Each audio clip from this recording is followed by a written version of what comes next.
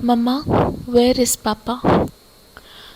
After a long, tiring day at work, my head fell on the pillow. My eyes were getting heavy, but my brain refused to shut down. I kept my eyes closed, and just as I was falling into a deep slumber of blissful nap, a voice startled me. Papa? My heart started beating fast, and I sat up, startled by the voice of my 2.5 years old son Raaghav. He sat beside me watching YouTube videos on my phone. He was watching a video of a little girl running into her father's arms, shouting, Papa. He imitated her with the same enthusiasm. My sleep was long gone. I was wide awake now.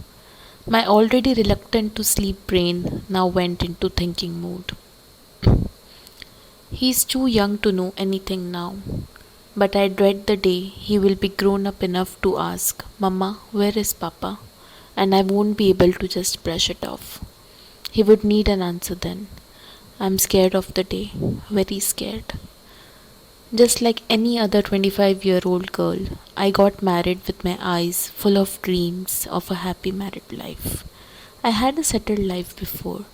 I was living with my parents, completed my masters, had a fulfilling job in IT, and I was enjoying my life to the fullest with my friends and family.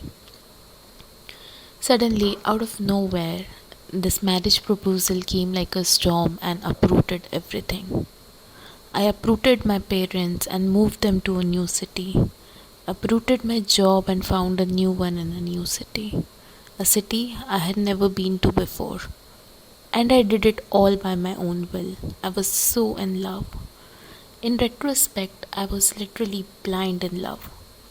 This one human became more important to me than anything or anyone else in a matter of months. It would be wrong to say that everything was perfect in this relationship. There were so many red flags spread everywhere. But you connect the dots only in retrospect. I chose to ignore each one of them. What are your expectations from your marriage? I just need food on time.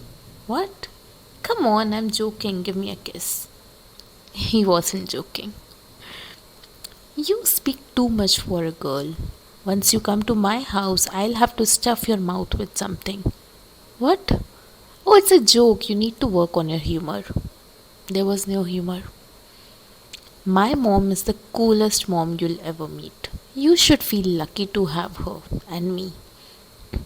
You are so lucky you're getting to marry me without spending much. You are so lucky you're getting world's best mother-in-law who will support your career. There was no luck.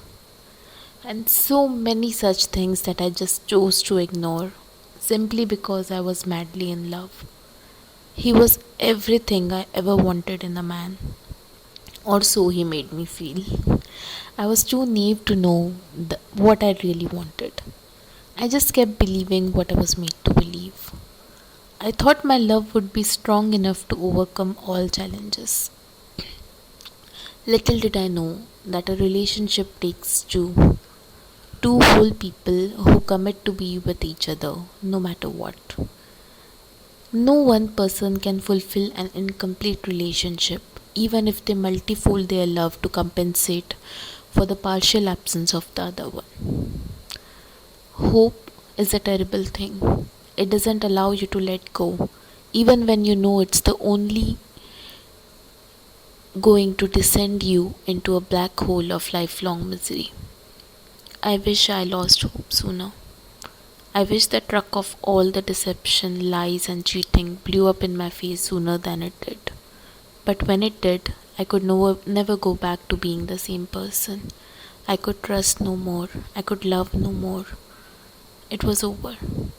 I became emotionally numb for a long time. It ate me up as a person who thrives on emotions, but I was protecting myself from being terribly hurt again. Do I regret falling hopelessly in love with him? No. It gives me the strength that comes from knowing that in this merciless world, I am capable of giving so much love to someone, despite receiving nothing but disappointment in return. It takes courage. And it's a privilege to know that I possess that courage. But I do regret not loving my own self with the same intensity then. I was insecure. I didn't believe I was complete on my own. I thought love would conquer everything. It is true, but that love is the one I have for myself, not anyone else. I realize that now. I just hope it's not too late. I have, I have made many mistakes in my life, a lot of them. I never regretted any of them. I made mistakes, learned from them, hoped never to repeat them, and moved on for good. Just like mistakes, I made my own decisions and completely owned the burden of their consequences. But the worst one I made was to put the burden of fixing a failed relationship on a completely oblivious baby. He is the sunshine of my life. Still, every single day, I can't help but regret the fact that I was selfish enough to bring him into this world thinking he will fix the problems in my marriage, our marriage that had no us in it. It took me almost 3 decades to know what I know now. How would I explain these complex dynamics to my young baby who would only find himself the odd one out amongst his friends and classmates? How would I explain to him that me staying in that marriage would only have ensured a traumatic childhood for him? The day he asks me, Mama, where is Papa? Makes me scared, very scared. I just hope to have better answers when the time comes.